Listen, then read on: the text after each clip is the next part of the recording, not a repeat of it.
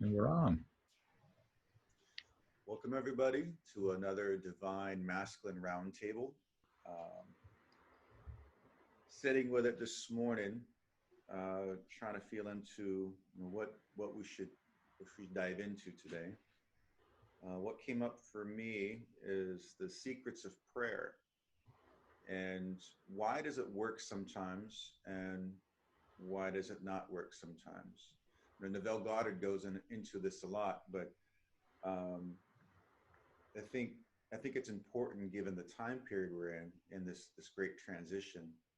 Also, there's people who tried to pray, and then because it didn't work, they assumed that there was no higher power, right? They assumed that because it wasn't working, there's nothing else out there, because otherwise my life should be different, right? Why is there pain in the world?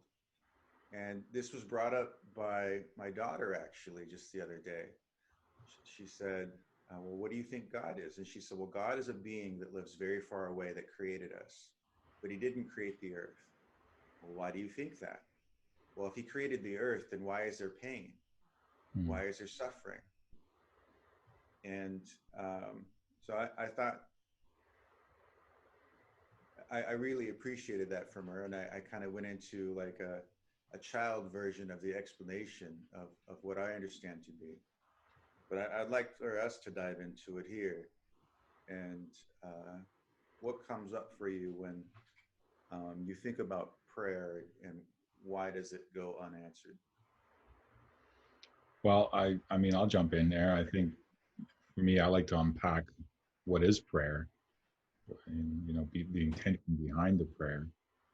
And typically when I think of prayer, it's always people reaching their last straw, their emergency. God, please help me with this. I promise I will be a good human only if you can grant me this salvation, whatever this salvation is. And prayer is actually something much more profound than that. Though I do believe prayer in those instances do work, and I do believe prayers do go answered in that way. So my unpacking of this and my understanding in this, and please, I welcome all opinions. Prayer is communication with the divine, and with all communication, it's two steps. The prayer is the conversation with the divine, and the meditation is the stillness to listen to the divine coming in, right? And those two things go hand in hand. We can't be always speaking and not be listening, right? And so part of your question, and I think I'll let David and Bradley chime in here as well, but part of why things aren't maybe quote unquote answered is because you're not receiving. There's reception, there's understanding, there's integration, there are things there for you to do, in my view. And there's others, but you guys want to jump in? I agree with that 100%, Zissis. The speaking and the receiving go hand in hand, and it's one of the things that I was going to add as an answer. In addition, when we are receiving, I think it's important to pay attention to all the ways that we are receiving, because sometimes a prayer is, for instance, I want a shiny red new car for transportation, and I'm receiving friends giving me bus rides or taxi rides or airplanes or something that doesn't fit my picture of what I was praying for, and I think I'm not receiving, when in fact what I was really looking for is transportation, and here it is being afforded me and given to me, and yet I'm not able to see it or willing to see it. And I also think congruency, which is something we talked about on Friday, is extremely important.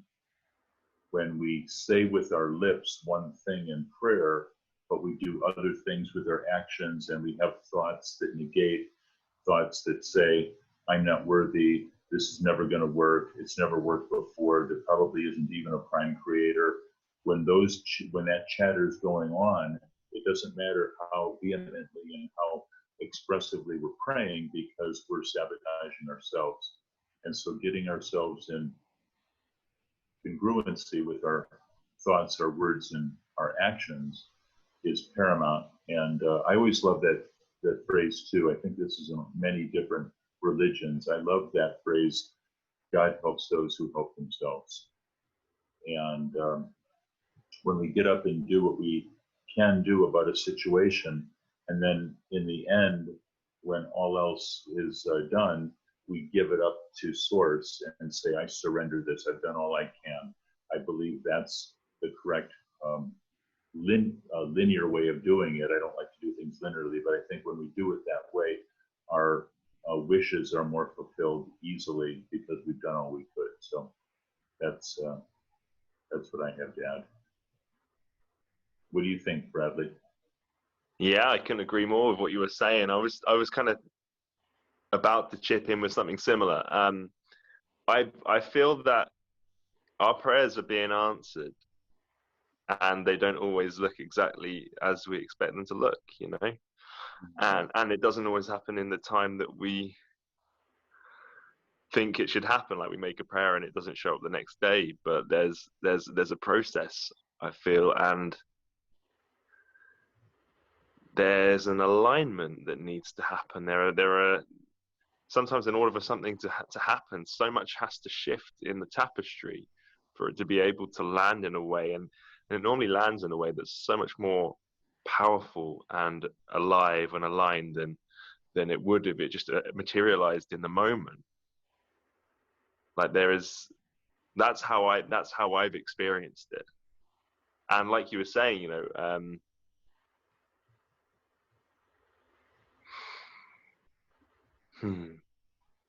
the vehicle, yeah, the thing you were saying about the car and about transportation, I couldn't agree more. Sometimes the answer is presented to us and we're so looking for the thing we thought it should look like that we actually miss the what's been sent to us, and we turn it away, or it goes unnoticed, or we look down on it. And it's I always think about, actually, like, my partner Abby, she had a journey with illness. Like, she had cancer, and she was sure, and she did heal it, and it was a miracle. Part of the miracle was going through the medical to understand that wasn't her truth, but that was, in the end, it was God showing up as part of the healing. You know, it was like, this is, she was like looking for a miracle healing, and then all of a sudden a drug showed up that she'd not heard of, and she went through that with presence and putting her intention into using this particular I can't remember exactly what it's called now, immunotherapy, and it was through the immunotherapy was part of the miraculous healing that she had, that it wasn't supposed to heal her. It was merely supposed to slow the cancer, because she had a 21 centimeter tumor in her chest. But she had forged her relationship with God, and she wasn't looking anywhere else. She suddenly saw this thing presented and saw that as God in its essence, giving her what she asked for. That was the answer to her prayers. That was, you know, her in the water waiting for God to save her, and the boat showing up. You know, that the boat was God. That was, you know, that God wasn't going to swoop down with her hands, and lift her out the water. You know, the boat was sent, and that was through this drug. And that literally, she had another experience at the same time where she spoke to herself. She spoke to the cancer. She spoke to God. She realized that she wasn't separate. She realized she was God, and she felt the cancer leave her body. She felt it literally, and she had an experience of it leaving. And it wasn't separate from her journey through the medical, which she realized wasn't her truth, but she had to go through that. The more she went through that, the more she had to discover that actually she was the person that was going to heal her. It's you know, And it's easy to look at certain things and say, well, that, you know, or well, that didn't work. But, you know, that everything's a reflection. Everything is part of the same tapestry. It's all source. It's all God. It's like we just recognizing that whatever shows up is God and is the path and is that our prayers being answered and is us being led back to the truth that we are not separate, or that we are one with with that and with everything, you know. So yeah, we're always communicating, we're always praying, I believe, and we're not separate to that which answers. And so I believe that our prayers are, as such, always being answered, and we just need to be really careful with what we're putting out and what we're asking for, because we will be served up what we ask for. There's no doubt, and it's our responsibility to start to become very intentional with how we're showing up in life, because everything we put out in a thought, action, word is in essence a prayer, whether it's conscious or unconscious. And it's taking responsibility for the way that we are and what we're putting out and what we're asking God for. And then being open and humble enough to really receive what's showing up, and realizing that it has many guises. There are many very heavily veiled expressions of God that show up. But recognizing the divinity in each moment as the vehicle leading us back to the truth. That's kind of how I see it anyway. I agree, like 100% agree. And I think there's some keys you said there. And one of those keys is God is in and of everything. And that goes back to the law of one. And that's one of the things I was going to bring up, is understanding how the law of one influences, impacts, and is a part of that prayer. The thing I think too is that when you pray and your prayers are answered, the prayer, it shows up in the way that you can receive the easiest. And sometimes it shows up in a way that benefits you in ways that you didn't even conceive.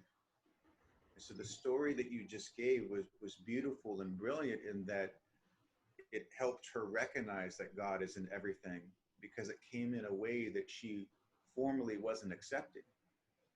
And by surrendering to God and this showing up in this way that she wasn't expecting, it showed her that God is there too.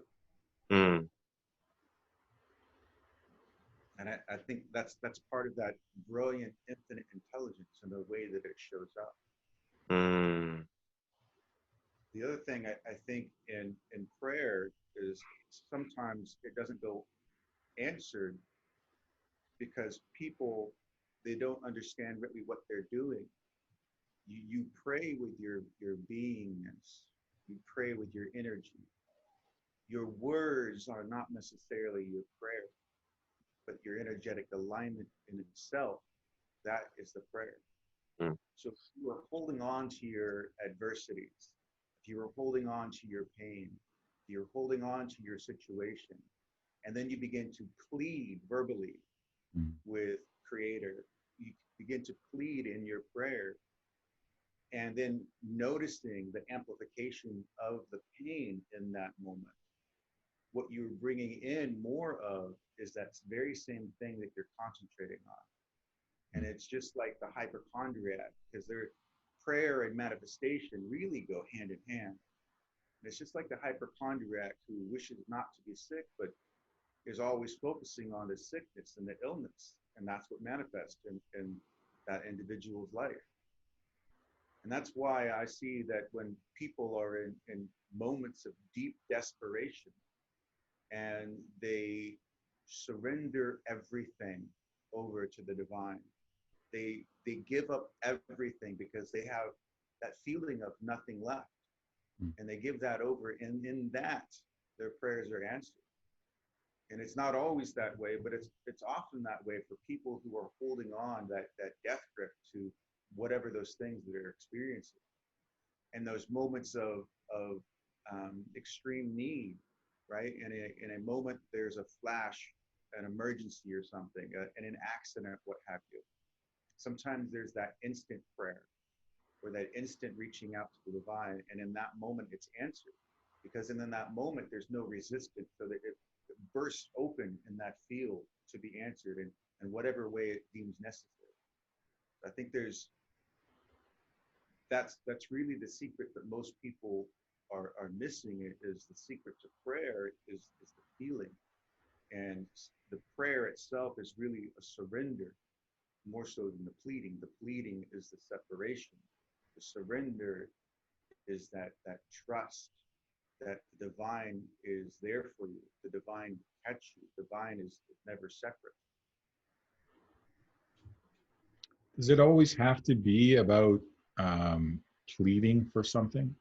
Like, is there, because, you know, the connotation associated with prayers is always about, you know, you wanting something, right?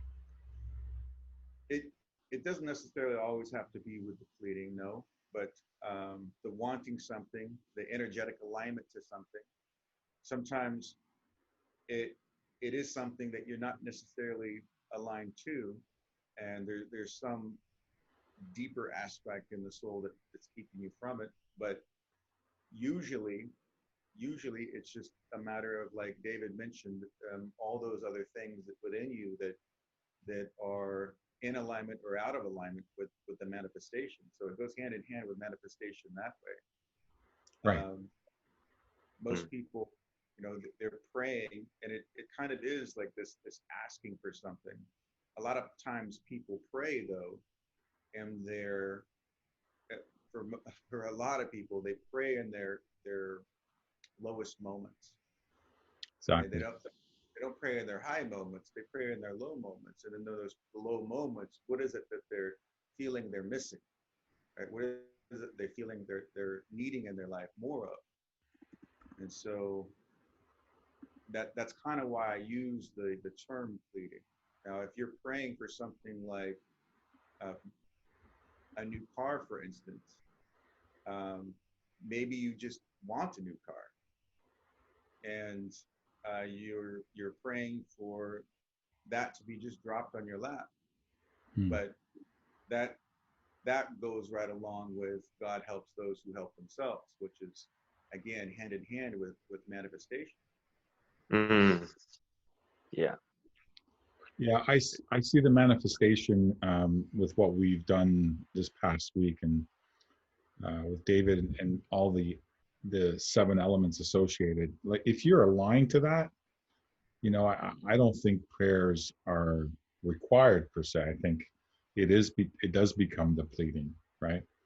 I'll share 2 prayers of mine that I really enjoy. One of them was Gandhi's prayer. Kind of took it and make it my own. But you know, Gandhi used to offer this prayer: I offer you peace, I offer you love, I offer you friendship. I see your beauty, I hear your need, I feel your feelings. My wisdom flows from the highest source. I salute that source in you. From this moment on, we're working together for unity and love. So that becomes like a prayer of unity and exaltation in a way, right? It isn't that becomes and if there's a requirement, it's a requirement for all of us to unite as one, right? It's something beyond the selfish needs of a car or a house or a better relationship, or whatever it may be. The other one that I really love, which you guys may be aware of, it's called the Serenity Prayer, and it goes like, God grant me the serenity to accept the things I cannot change, courage to change the things I can, and wisdom to know the difference. And that becomes really self-reflective and understanding where your personal power is, and where the divine can show you something much more beyond that you may be missing.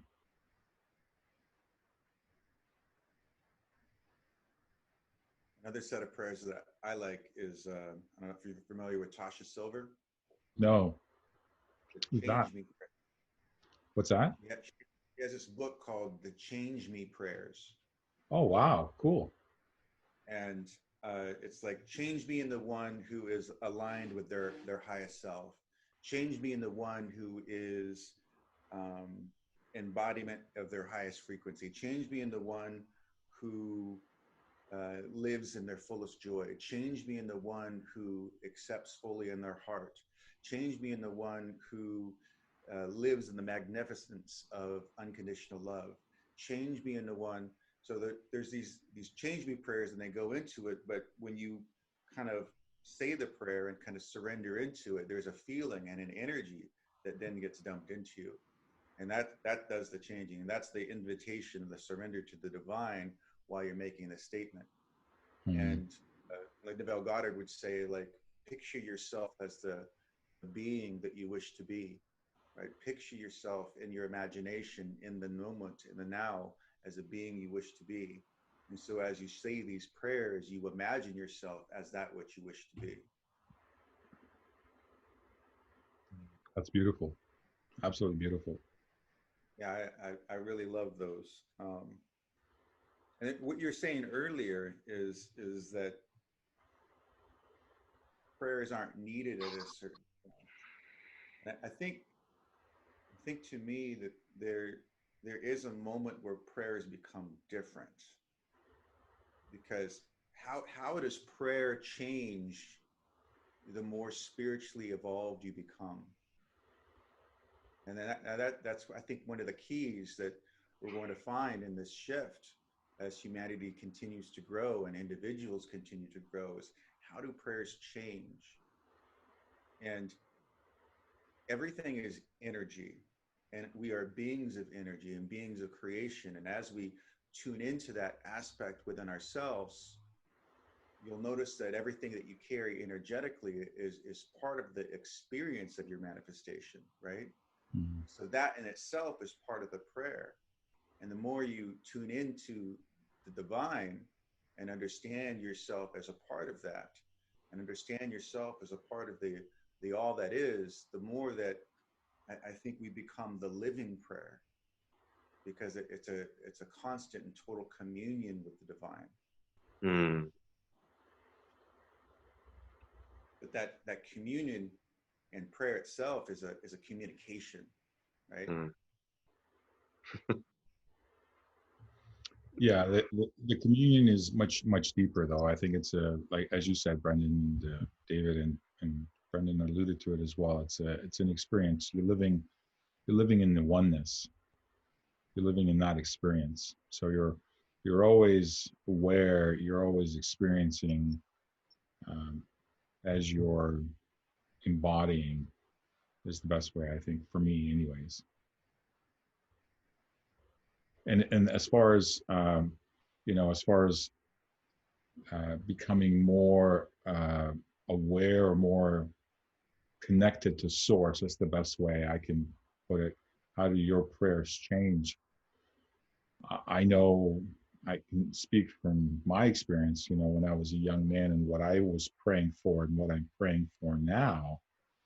I'm really thanking source and being grateful and wanting love on this planet now more. It isn't something of personal requirement or personal need. I'm praying for the wholeness, the unity, and the love for the human race. So that's my connection to it. I mean, it's not always there. There'll be moments where it'd be like, there may be some selfish that comes out of that, but most often than not, that's really where that's the space that I'm embodying. Yeah, I love that this has come through like this, because I was kind of thinking about communion as well, and yeah, just speaking into oneness and feeling the connection that we all are and the connection that we have to everything. And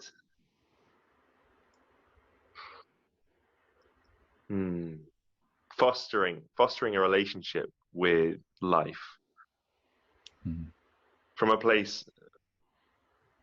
It's a beautiful place to get to, actually, when you really start to relate to life in that way and to listen to life on a much deeper level than the surface, and really see the reflections and what's showing up and how you're being guided and what spirit is saying, and the message in each moment and the medicine in each moment. And disappearing victimhood and seeing it all as one. And it's like, rather than praying from a place of disempowerment and desperation, it's like you start to actually realize that every moment is an interaction with the divine. And yeah, my life become more magical as a result of entering that space. And I journey it with my partner every day, you know, every moment we're in that space of what's showing up, and the significance and the beauty and the power. And we take every moon cycle and every portal, and we use that as an opportunity to communicate with God, and to like, there is a oneness between us and the way that our life is, you know. And it's like incredibly beautiful and incredibly powerful. And I really feel that, yeah, like Zissis says, like a want for the world, for you know, for love in the world. And also, I know that at the moment, the best way I can do that is by lighting myself up, and by forging that relationship for myself with life in such a way that I literally am burst open and effortlessly showing up in my total gift, and from that place of having given to myself, and to be overflowing, that overflows into life, into the world, and then I become a beacon of light through my relationship with God, to illuminate for others. That's kind of where I'm at with it at the moment, you know. And it's, yeah, this just, yeah, once you remove yourself from that victimhood and you forge that relationship, and it's like symbiotic, you know, like there's a constant flow and experience of receiving and giving communication. And that's the communion, like to be in communion, for your words to land and become one with, and then to receive in the same way. It's just, yeah, it's life changing.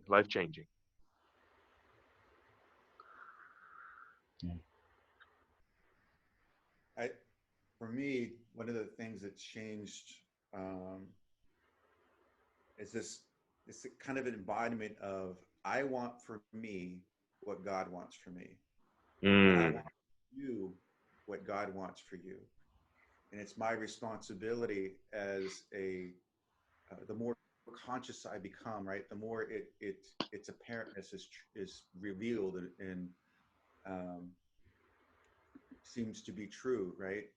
That as my conscious self, my responsibility is to view you in a way that God would like me to view you. Because the more I am embodied with that aspect of creator, the more that comes to and flows through, right? And we as beings of the creator, and as creator beings ourselves, we create through our perceptions and our observations, not just what we are receiving in our, like, you can look at someone and something and observe what seems to be true, and then you will begin to respond in your assumptions and your definitions on what that appears to be. But part of you created that in your experience before it happened. But if there is no time and space, you can realize also that through your re-observing of that individual, of that scenario, you can recreate the scenario. And shamans do this when they go back and do the soul retrieval of the childhood, or reimagine the childhood. But can you reimagine the individual that you appear to be damning or condemning or judging? So if you let go of that I-ness in that perception, and then you go into how would God like me to perceive you to be, it begins to really recreate this scenario for this other person, and also in yourself. So oftentimes, we will get that same lesson over and over of these other individuals that you kind of get triggered by, or despise, or get annoyed by. And we get this recreation of that until we learn the lesson. And the lesson deepens the more we dive into the Creator, the more we dive into the divine. And one of the stories I heard was that on a Neville Goddard tape there's this woman that came to see him, that it was a neighbor, and it annoyed him. She annoyed him. Like, she would just not stop talking, and she's just get on his last nerve. And he really did everything he could to avoid seeing her. And he went out of his way where she would come and knock on the door, and would hide in the back room and pretend he wasn't home. And he's like, well, I got to re-envision her. I got to reconceptualize her. And so what he did is he went into his practice of imagining himself loving her, with every part of himself that he could. And he went into this vision of her showing up, and showed up in this magnificent dress with these silver earrings. And she said, I come to tell you that I'm leaving, I'm moving. Because he previously said, I wish she would just move or go away. But then he's like, no, I need to love her. And that's what Creator wants you to do, right? Love. So he reimagined himself loving her and her showing up in this way. And she kissed him, and he kissed her back and said, I love you. And she said, I just wanted to tell you that I'm leaving. And she turned around and left. And he had so much love in himself for her that he couldn't imagine loving anybody else more than that person. The very next morning, she showed up at the door, and she said, I just wanted to tell you that I'm leaving, I'm moving. I had a realization of myself last night, a realization and an epiphany that I needed to find myself in the world, and I needed to love myself in a way that nobody else could, and realize that basically realizing her worth in the world, her worth and who she really wanted to be through this love, this newfound love that she found for herself. And it was just this epiphany that she went through the very same night that he decided to love her instead of despise her. So by reimagining her, he also freed her from herself, because he no longer fed the energy that, unknowing him, she also contributed to herself.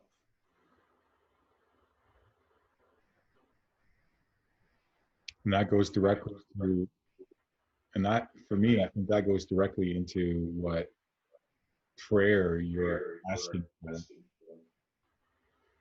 So those words, those emotions, that relief, that desperation, as Bradley had talked about,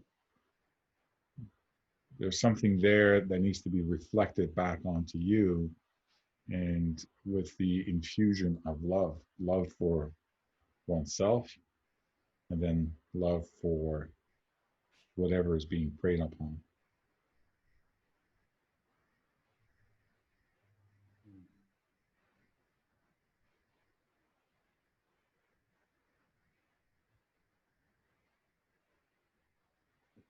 I think too, this aspect of prayer, when you become the living prayer, that's basically I think what Jesus meant when he said, "Me and my Father are one." He purified himself of the distortions that separate himself. Now, the Bible says he was born sin-free, but who knows what?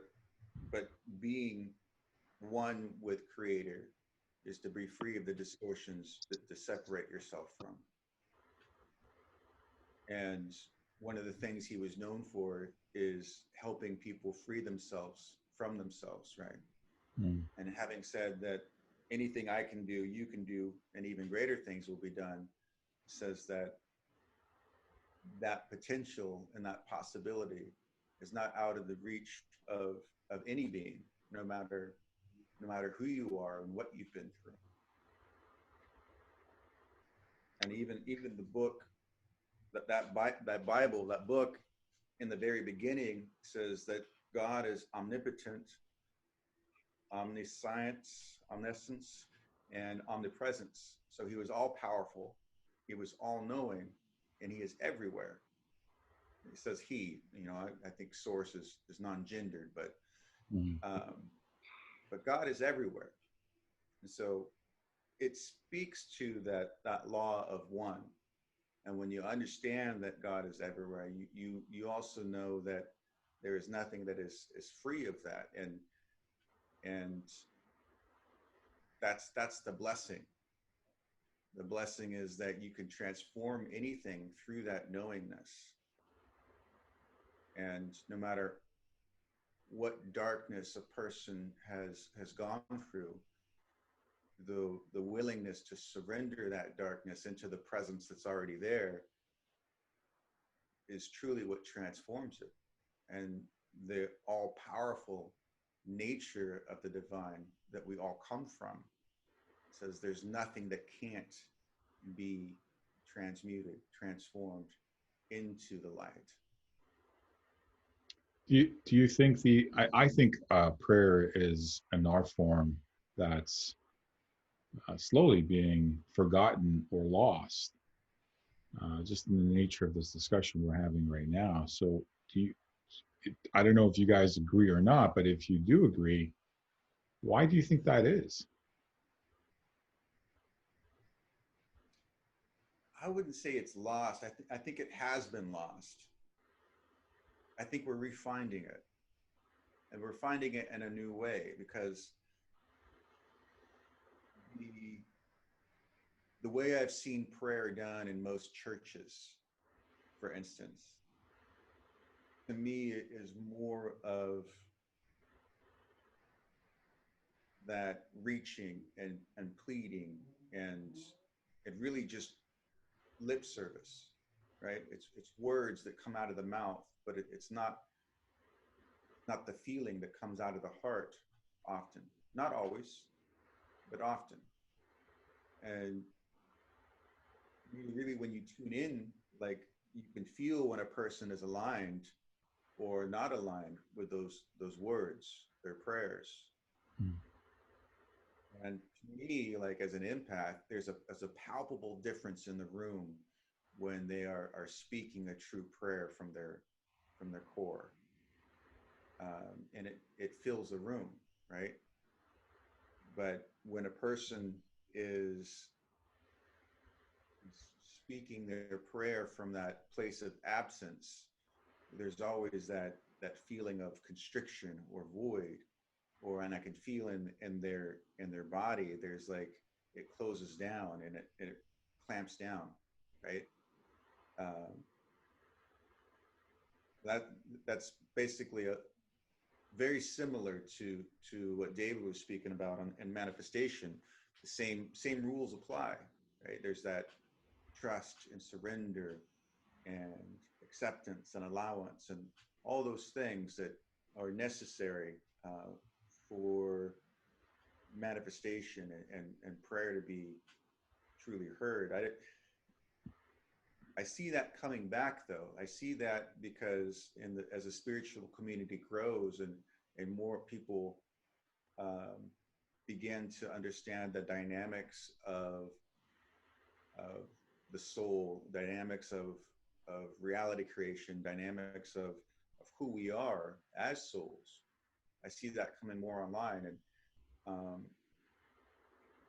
like more people now are listening to authors like Neville Goddard, who, you know, already long passed. There's others too, and so I mean that community was relatively small when he first started sharing. You know, he had a following, but it was relatively small comparatively today, and that continues to grow. Mm-hmm. So I think our understanding of what that means, what prayer truly means, will continue to change and evolve in a good way and a more effective way, more heartfelt way. But I think this idea that you're praying to the being that lives very far away, that's part of the thing that we're giving up.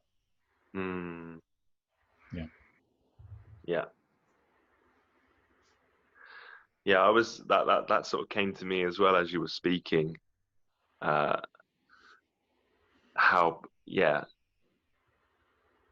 it feels to me like a lot of the way that we used to pray as a species had to die. You know, there's always cycles of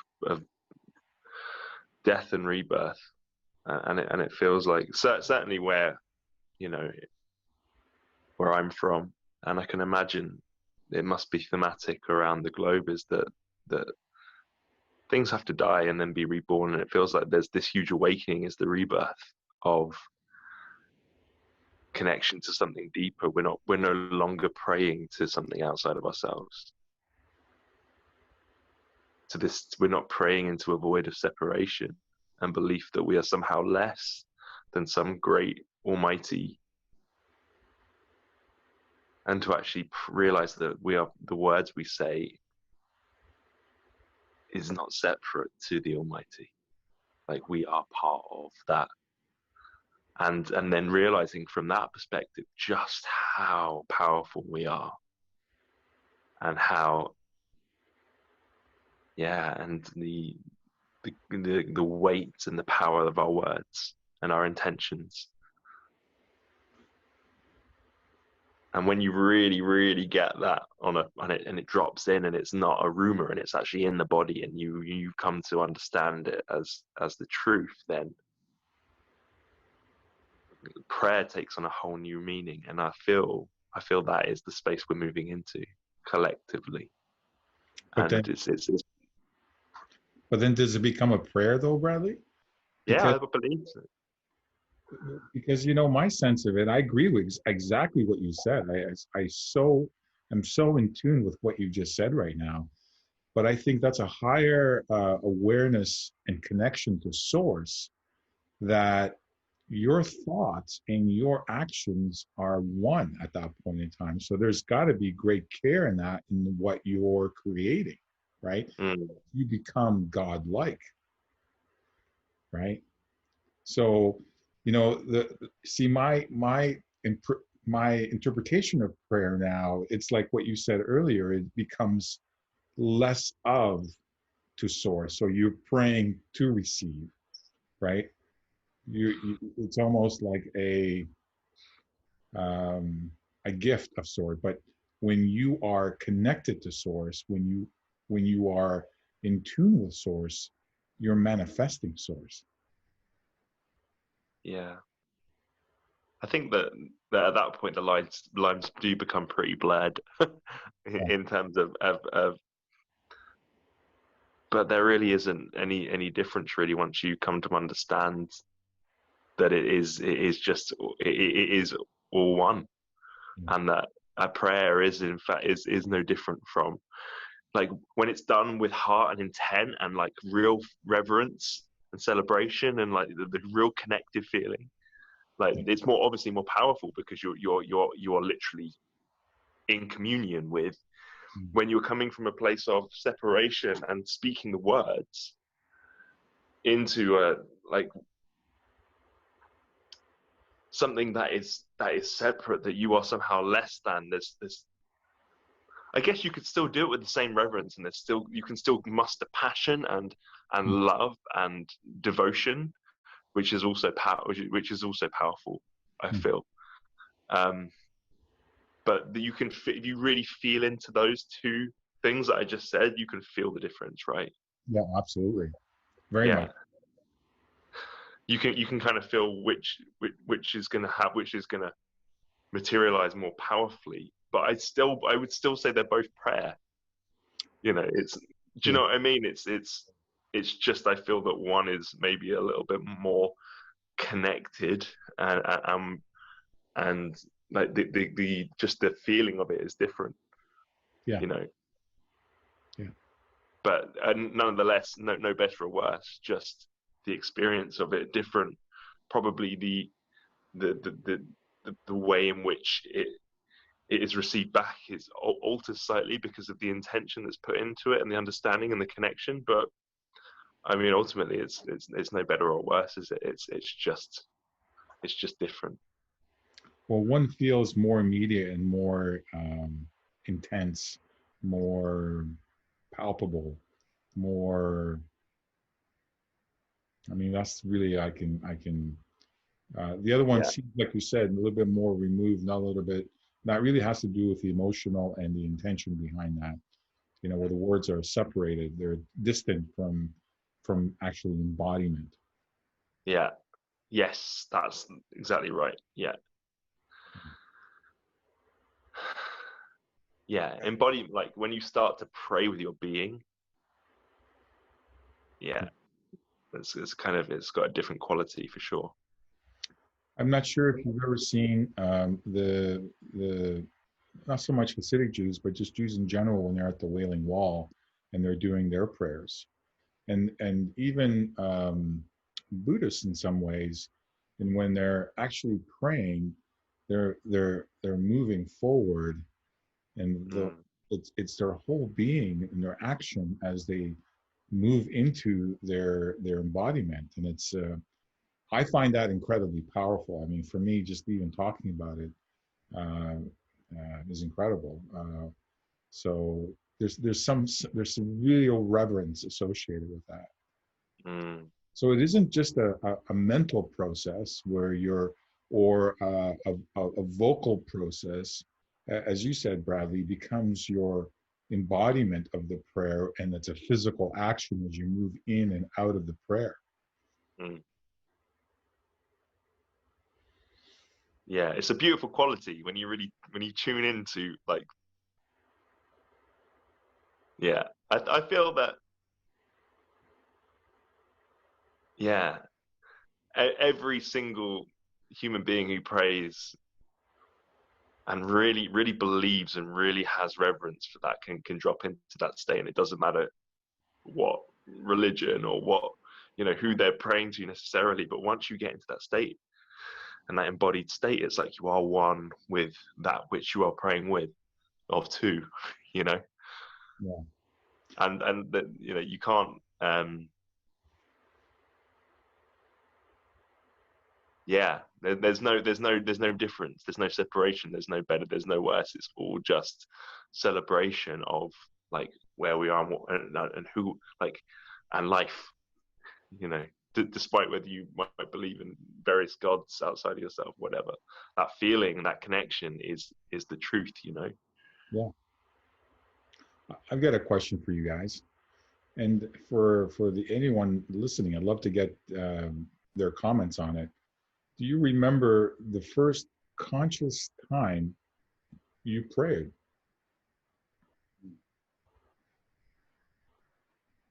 And was that out of need, or is that something like, what was the circumstance associated?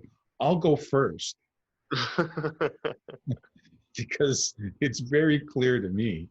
I was probably 13, hanging around a bad group of folks. And, you know, as boys will do, they dared and double dared. So I went in and stole something from a store, got caught by the shop owner. The whole hubbubaloo that comes with that. And I swear to God, I was praying like you wouldn't believe, to not getting in trouble. And my prayers were answered. So at the beginning of this conversation, we're talking about desperation. That's actually the memory that came into mind for me. I remember as a kid just praying, saying, God, please get me out of this jam. I promise I'll be a good kid right after. Right. So that was the first memory I had as a kid, where the desperation that came in from getting out of a jam, and my first communion actually with the source or divine. And I can tell you what it for me, that experience, as young as I was, I really felt connected. I really felt there was no doubt in my mind that I was talking to the divine. The divine was listening, and they were going to end. Like I was having a conversation. Like as crazy as that sounds, I really was having a conversation. Right? It wasn't something that I was speaking out and it was going nowhere. I really felt like I was being heard, which is a bizarre experience if you think about it at that age. What about you guys?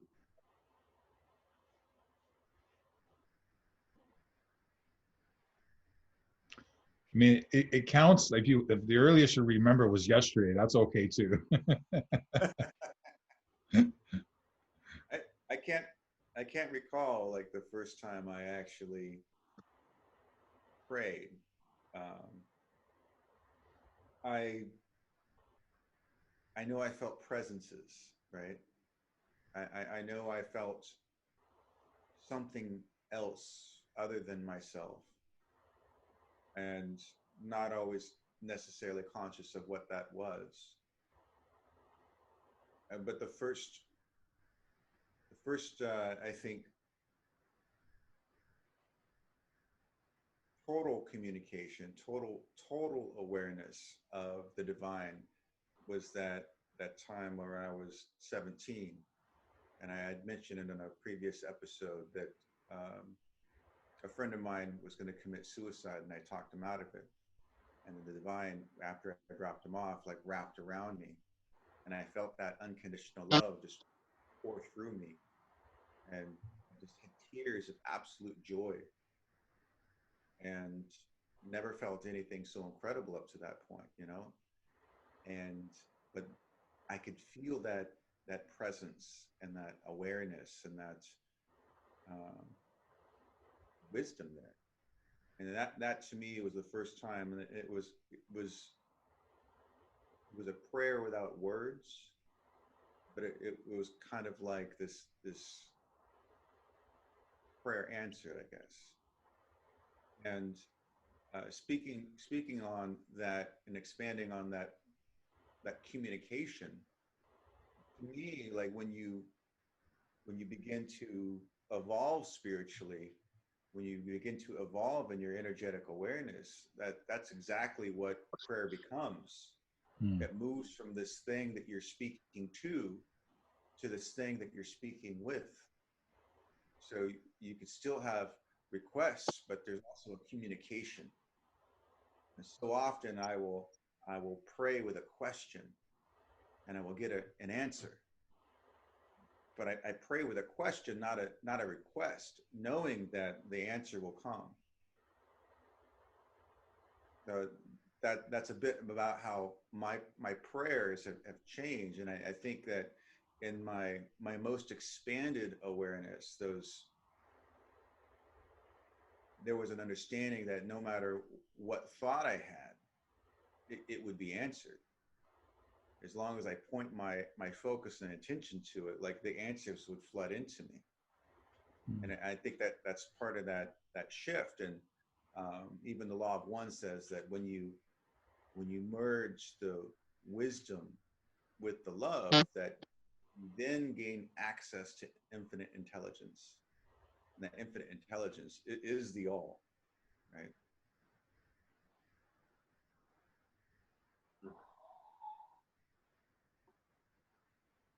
Who's next? this wasn't a first-time prayer, but I wanted to share. I grew up with organized religion, Catholicism, and I remember asking a nun. I must have been 7 years old. I was in church praying. I was taught certain prayers, and I remember at the time, I don't remember if I used this word, but I do remember the feeling of being disconnected. Mm. Like there's an intermediary here that didn't really make sense to me, which might be part of the answer to Brandon's question before. Why is it that sometimes prayers go unanswered, and what's the difference? I think when we're taught in organized religions to pray, we're taught to that there's an intermediary, and that's the church, and that just doesn't feel natural to most of us that are in touch with our feelings. So I remember as a 7-year-old, I remember asking the nun, well, if God is everywhere, why do we have to come to church and pray? And she very quietly walked up to me. I didn't like the look on her face, but I wasn't really sure what was going to happen next. And she hit me so hard, she knocked me out of my chair. And that was the first time that happened. It wasn't the last. And it didn't stop me though from my connection to Source. I remember feeling, okay, I'm not going to ask that question again, but I know that I'll have to find some other way to be connected with Source.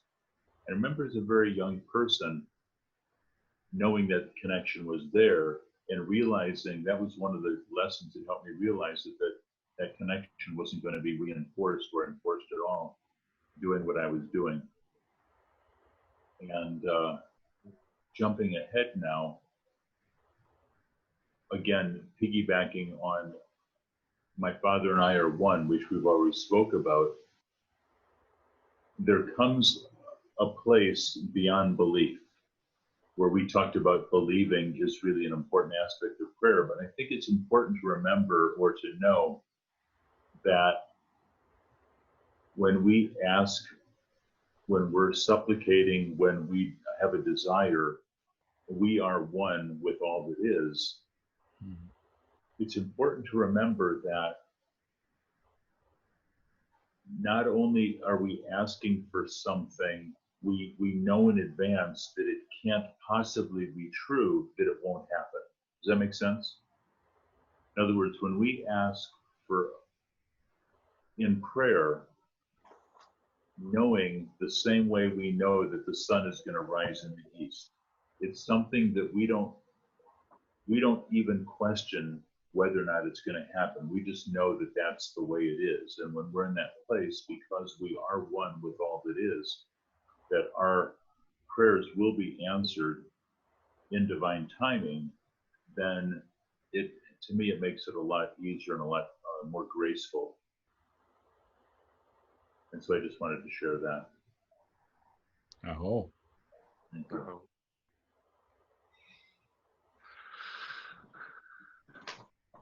Couple of things came up. I remember when I was about 5 or 6 that we had a tree in my back garden I used to climb, and I loved that tree. I climbed it all the time. It was my favorite tree.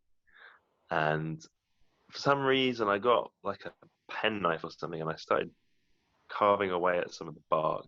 I took away quite a bit, and my dad saw it. And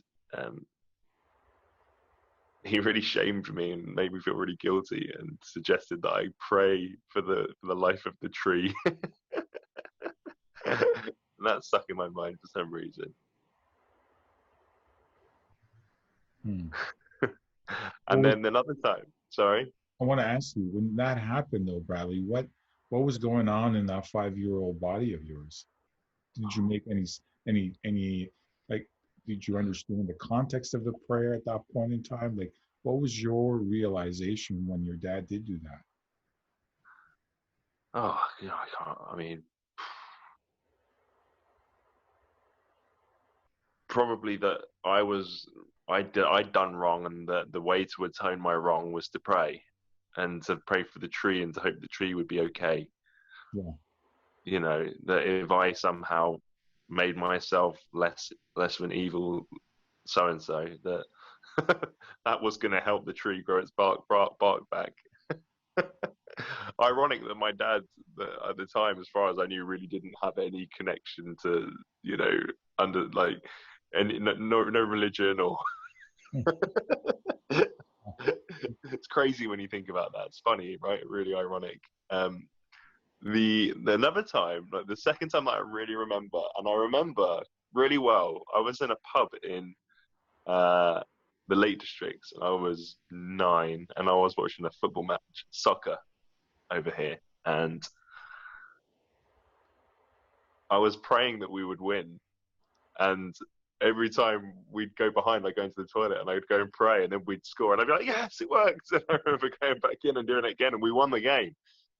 And it was like, I remember it was really full-bodied prayer as well. Like I really wanted it. And then I remember sort of questioning, "Oh, did that really, was that because I was praying, or what was going on there?" You know. And yeah, that was interesting. I think at that point, actually, I was at a school where it was quite a religious school. We'd pray every day, say the Lord's Prayer, but I think maybe during my period there at school, like those prayers became pretty, like there was something that became quite. It wasn't just repeating the same prayer. At certain points, I really felt the words that I was saying. And like there was some connection there to something that I couldn't explain or didn't really understand, but I felt connected, you know, through the words, even though at the time it was to a man, you know, a man who created everything outside myself and all that stuff. Yeah, it's an interesting relationship from a young age with that kind of, with prayer. And then just nothing for a long time until I really woke up and went, whoa, okay, and remembered what was going on.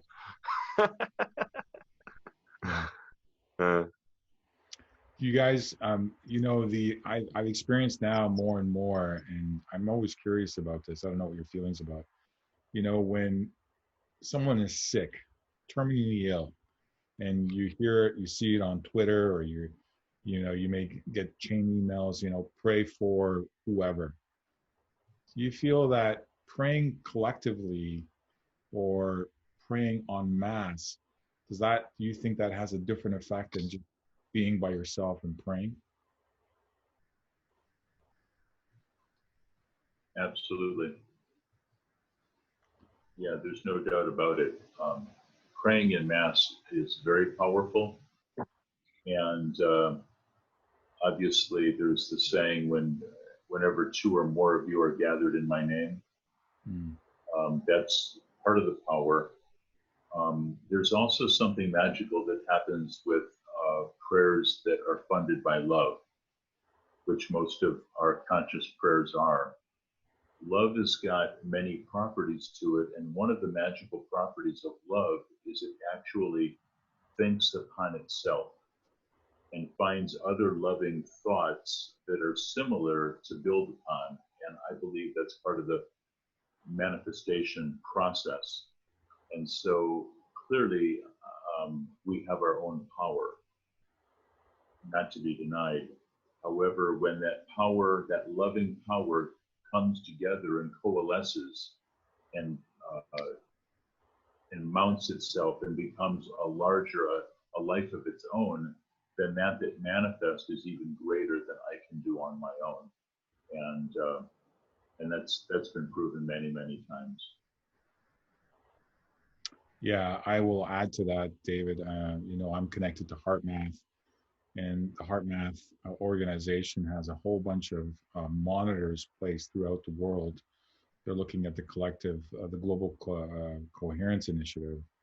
And so similarity, maybe language may be different, but essentially when one or more people are in coherent state, basically heart, mind alignment, through positive emotion. It could be love, that could be appreciation, that could be gratitude, whatever that positive emotion is. It really connects us together in this morphogenetic field that then everyone else can access. And I think that is the main reason why we are divided as a human race. So it is my belief, like yours, that there is power, individual power, the energetic power with one. But when you connect, the more we can connect, that has even an exponential effect associated with that, that is then accessible to whoever that needs it. And that has been proven. Scientifically, it has been proven. Right. Yeah.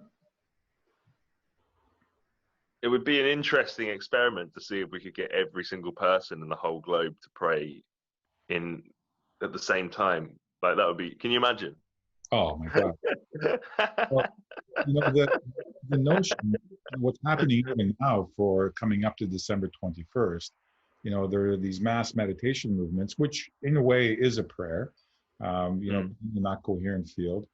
But, this notion of 1% of the population, 750 million people essentially praying or being in a coherent state will change the consciousness on this planet. And the more that we can get and anchor that within the globe, I think the more amazing things that we're going to start seeing.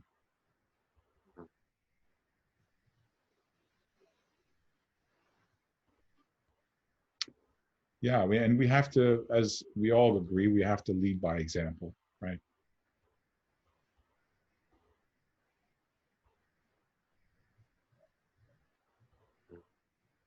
Bradley, I'm curious. You mentioned that story of when you were in the pub as a Yeah. youth, and you had wondered, did I really just do that? Yeah. What are your thoughts on that now? Ooh.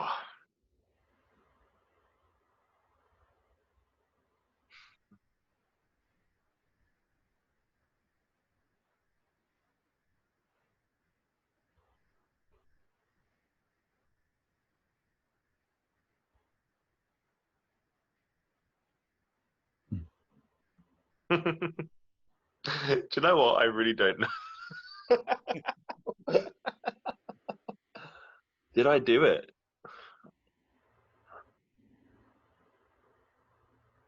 So many different ways I could answer that. I don't know. Yeah. I mean, on one hand, it's like, I really do feel that what I believe to be true is true. And therefore, if I really, in that moment, believe that I did it, I really do feel that I co-created that situation, and that the will of my intent created that. But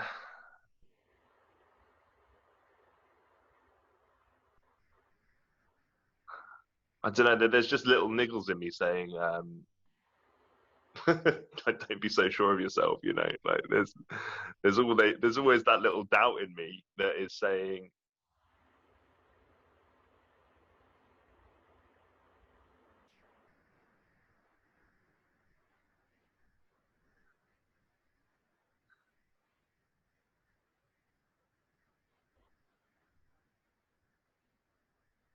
that I can create through intent, and I can pray, and I can, but there's a greater tapestry at work than just myself, and that although I'm immensely powerful, and although that I co-create this experience, that my intentions will only come back to be aligned with what is aligned with the whole as much as it is myself. So it may just be in that moment that God was speaking to me, and saying, yes, thank you for it's just like there was a communication going on between us in that moment, because I felt something. and that maybe that was just in that fleeting moment, that interaction between myself and something a lot larger that was me. And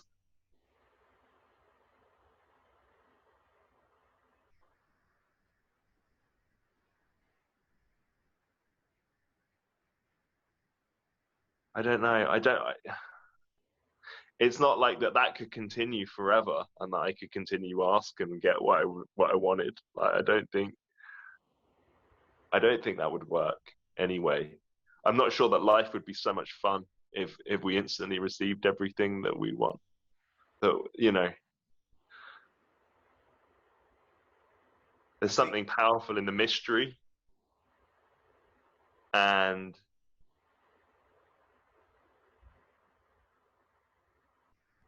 in the unfolding of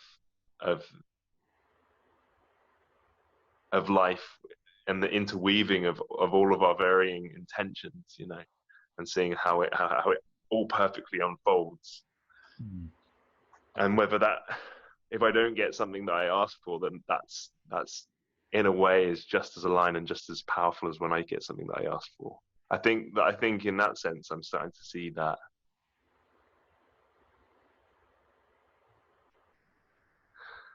What am I starting to see? You know, it reminds me of an experience that I had. All right, okay. Very similarly, when I was young, I had this rain dance rattle. Yeah. And I was like, well, I want to see if I can make it rain. And there was a couple clouds in the sky. But I really started going into playing with this and like really feeling the movement of the rain and the smell of the rain. And I started playing with this rattle. And it was kind of like all of my beingness accepted it as raining. And the moment I put the rattle down, and I think I was doing that for about 10 or 15 minutes, but the moment I put this rattle down and I looked up, it began to rain. Wow. And I was like, wow, that is amazing. You know, I was very joyous about that occurrence. But then like a part of me had wondered, like, well, did I really do that, or was it really just the clouds in the sky? Right. So there's always those things that can kind of make us question the nature of our manifestations, the nature of our creations. But you know, what I'm hearing between my story and yours is that fullness and the alignment of the experience, like bringing it out. And then like as far as like, what would you do that every day? And I think a part of it, I think the message for you was in that experience. Like the teaching for you was in that experience, just as it was for mine. Because like there's certainly been other times where I thought, well, maybe I'll see if it can rain, but I wasn't as fully aligned to it then. I think for me, just the knowing that I could do it was the most important factor. And I've done other things similarly, you know, but the knowing of it initially. So after that, it becomes less important because the teaching has already been fulfilled. The knowing of your power as a creator. And the other thing too is like, I think like, how are these things possible? And that kind of brings me into like some of the more modern things that I've learned, you know, when it comes to quantum physics and parallel realities and what we are aligned to, right? So the nature of creator is unlimited, right? We're part of this.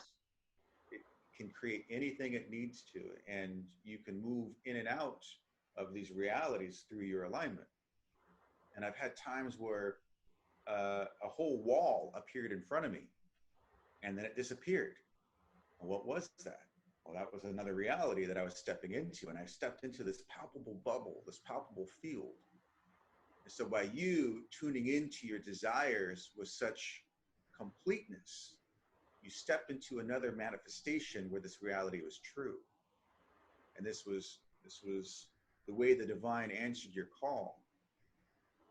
Now, it's probably not that important that you do that all the time, because what would that mean, right? It wouldn't mean the same thing. I was like, for me, it's like seeing that wall kind of told me a deeper secret, a deeper aspect of reality that became in my awareness that, yes, because I was contemplating at that time, I was really meditating and contemplating on the nature of parallel realities. And so this thing appeared in my presence. Now, would I need to go do that all the time? No, it'd be distracting. It'd be deviating me from my purpose. My purpose is spiritual evolution and spiritual growth, right? Union with the Creator. And if I'm just going around playing with, like, walking in and out of these realities all the time, I'm not necessarily doing the deep inner work. And so for me, it's about soul purpose. It's about what our soul most wishes us to know. And through the things that are revealed in those moments, like, for me, every time I have one of those things, it is a teaching and learning moment. Right? Mm. Yeah. I just want to jump in. I just had a God response. While you were talking, I got a message from my dad telling me that the football team that I've been praying for to win that day in the pub back when I was 9 had just won. Just as you were speaking, Brandon. Like that, if we're willing to listen and see the signs, like, we can see that actually we're always being communicated with. Yeah. I'm really seeing that in this moment.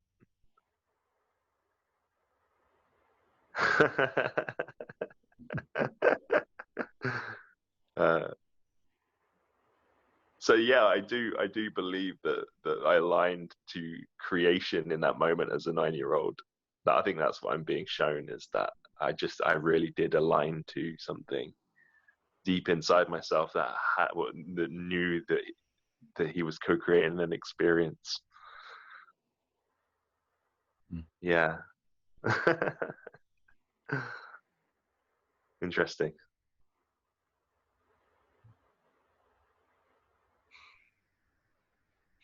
Brandon, I like something about what you just said, in that we are very powerful creators. We can have our prayers answered. We can create things that other people would call paranormal or supernatural, like a wall in a parallel universe. And then the wisdom to realize, well, I could get distracted with this and get off my path, or I can stay on path and realize that I'm being given this vision and this realization, and now I can more firmly move ahead with greater power and acceptance of who I truly am. I think it's very wise.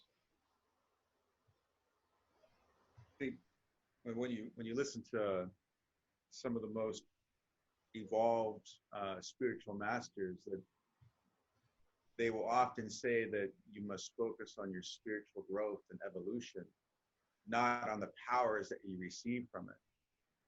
And I couldn't agree more than that. And when people focus on their psychic powers, they often get taken down this path, and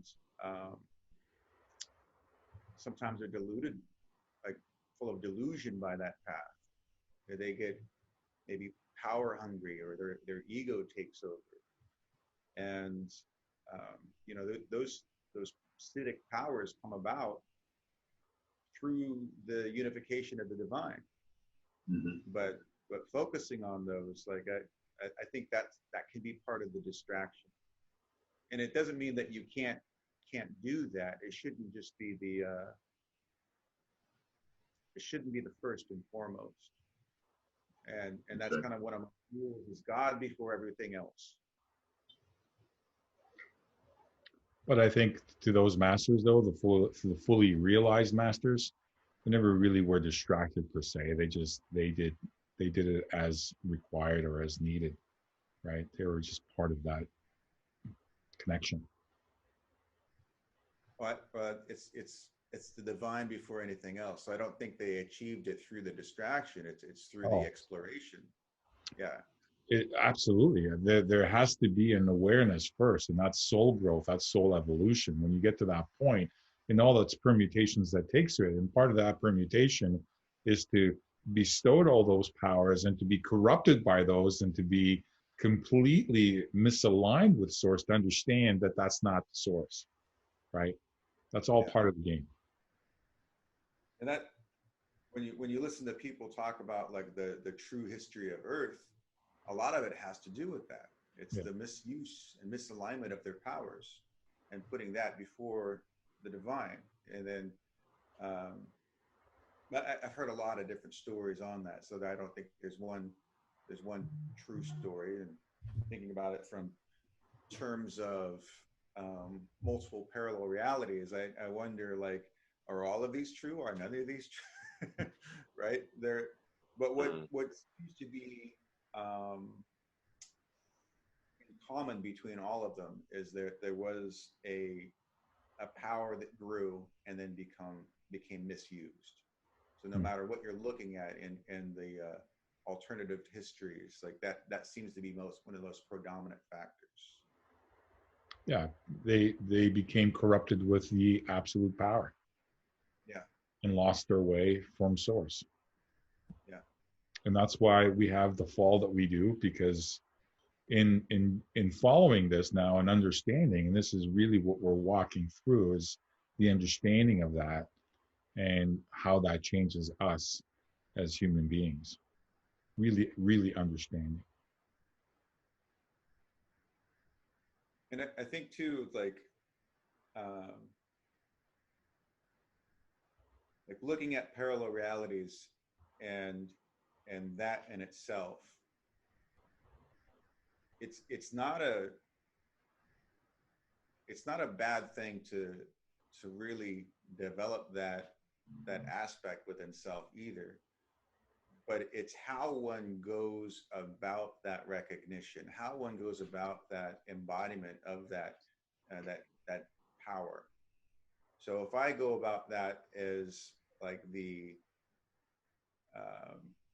manipulation of reality, the manipulation of my environment, and I do that, like I don't think it'd be quite as powerful in the absence of the divine. Mm. But when I do that in the realization that the divine is there giving me everything that I need, and this is one of the ways I can tap into the receiving of the divine, then it becomes a different story. So I think, like, because I played around with a lot of those parallel reality aspects. I'm like, okay, well, like Frederick Dotson is a great one to listen to for parallel realities. He talks about overcoming illness by focusing on the reality where he's healed, right? And then just kind of, for him, he had to roll over into it. Like he did this physical motion where he literally rolled over into this other version of himself that didn't have the illness or whatever it was. I don't remember exactly what it was, but, and then it went away. And I think coming into this place that too is a part of God, that is putting God first. So it doesn't mean that you can't develop one's natural abilities, the gifts that we are a part of naturally, because I do think that parallel realities in themselves are something that happens all the time.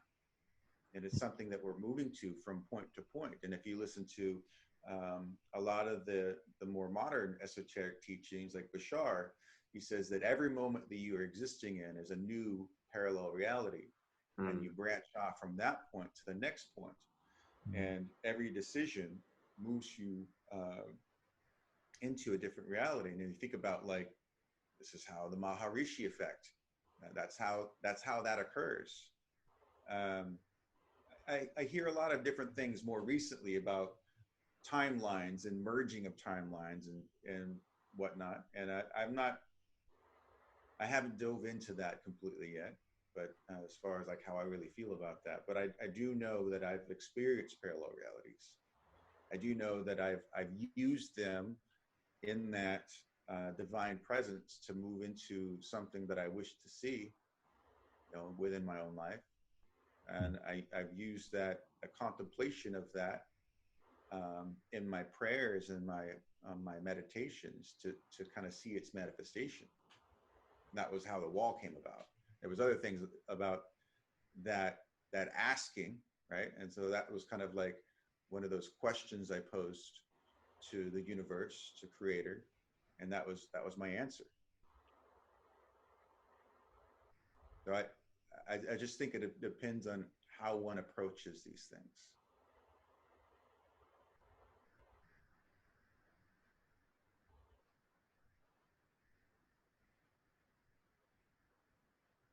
I too think that like people who misuse them, like when you are thinking about like psychic powers, for instance, if somebody is moving to be more telepathic, and if that is one of the powers that they're wishing to see, and then they begin to use that and misuse that power, that's one of those things that I think we talked about before, where the misuse of something begins to involve you in the energy where it can backfire. And so misusing a power against somebody else invites another power to be misused against you. And that's one of the importance of seeking the divine first, so that you are seeking that purity and that divine integrity and that wholeness within yourself, so that you know you're coming from the right place. So you know that there's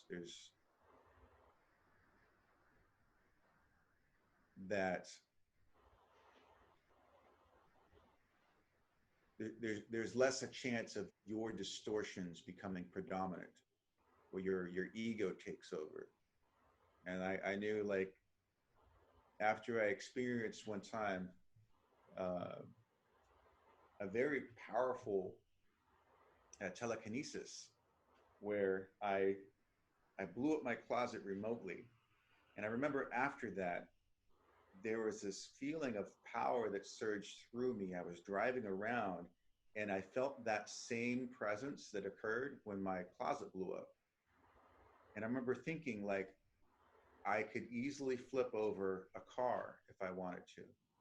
I could easily flip like this sign on the side. I'm like, if I reached out with this energy, the way I was experiencing it, I knew I could flip the sign over. But then what came flooding through me is, well, I don't want to flip over a car because I don't want to hurt anybody, obviously. I don't want to flip over a car that anybody is not in, because then I'm just, you know, destroying their property. And I wouldn't like that either. I don't want to even flip over the sign, because then, you know, that person put it up and, you know, somebody would have to go pick it up. So I just think about like my responsibility with that power and what I would really do with it. And I was like, well, I can't really think of anything right now that would be okay. And so then regardless of that power being like surging through me that moment, I was like, oh, I'd be more responsible to put it away. And it had drifted out. And I don't remember it feeling quite the same way since then. And that's okay, because there's other times where, you know, I've been tuning into that more naturally, and it occurred in a lesser fashion, but it occurred. And I think that's important to know, like, energetic responsibilities when it comes to these things. And that's also part of the other answer of your question of why prayers don't get answered, is that awareness of when they don't get answered, the work required within yourself to actually create the reality that you need to create for yourself. Mm-hmm.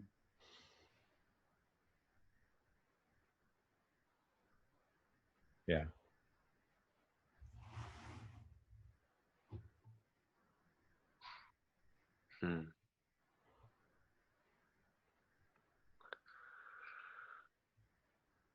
Although I do wonder what would happen if I took time out of my day, whatever I was driving, to drive somewhere else where I could figure out something to play with.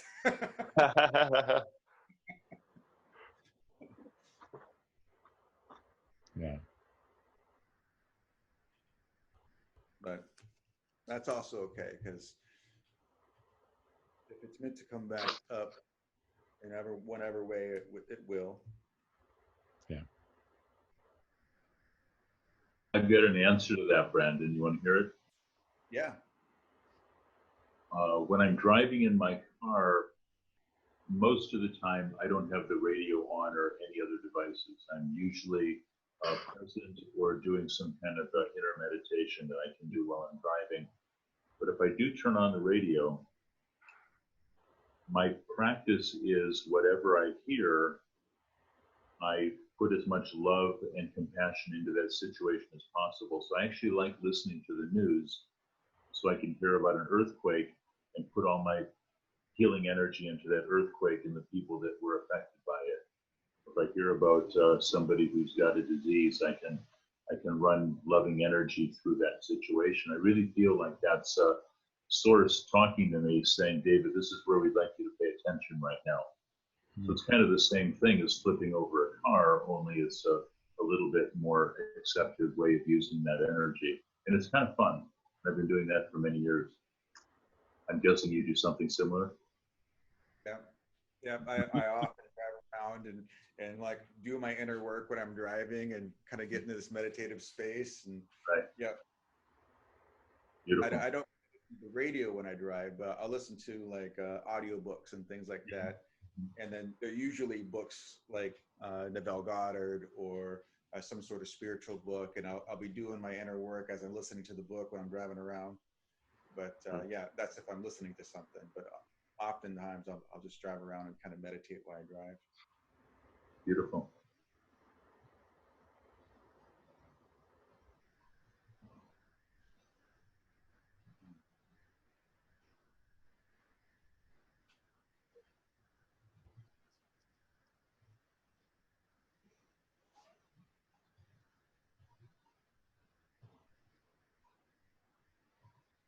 Does anybody else have anything to add? I think we already covered my list of things. No, this was a good conversation to have for sure. And I think I've covered everything that I wanted to speak about. Yeah. I feel complete. I feel complete too. Yeah, complete.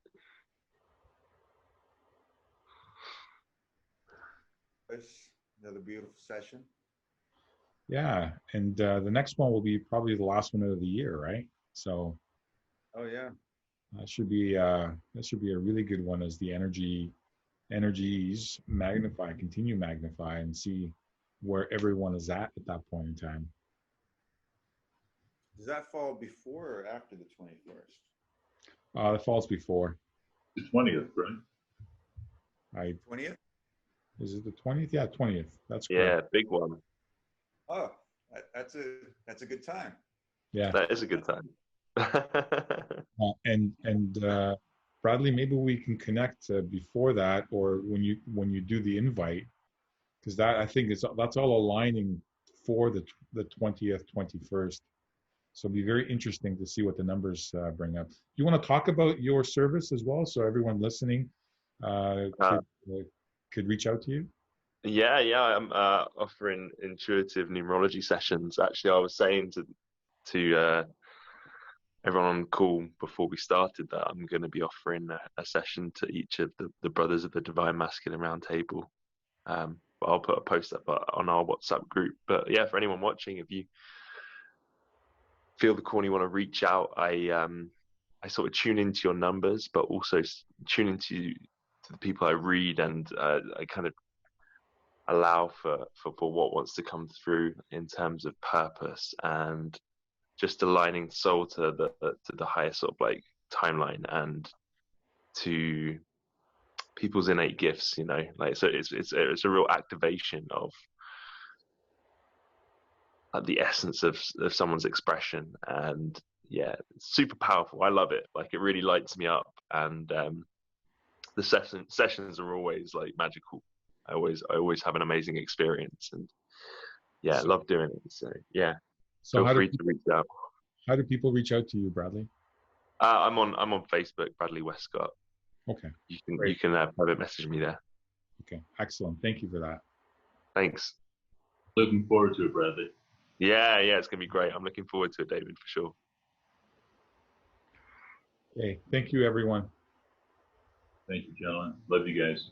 See you guys on the 20th. Good week.